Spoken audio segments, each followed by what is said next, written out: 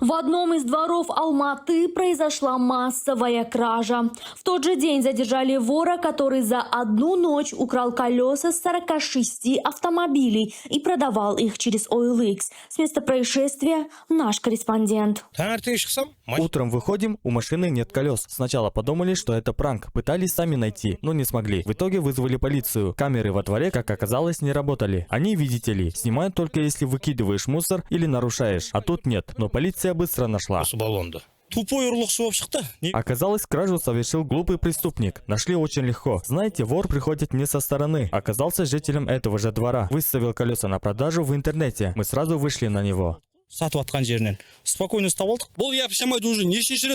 Да, это уже в который раз он так косячит и подставляет меня. Одно дело чужое украсть, но он не мои колеса снял. Я же вчера только купил фирменные колеса Freedom Drive. До 50% кэшбэка дают. Доставка супер быстрая. Утром выхожу, нет новых колес. Полиция сказала искать в интернете. Смотрю, кто-то объявление выложил. Шины Freedom Drive. Тихая, уверенно держит дорогу. Протестирована от минус 40 до плюс 40 градусов. 2 года гарантии. Новые. Лучшая цена. Самые надежные шины. И официальный слоган Freedom Drive. Шины, в которых мы уверены, написал. Звоню продавцу, а там номер моего сына.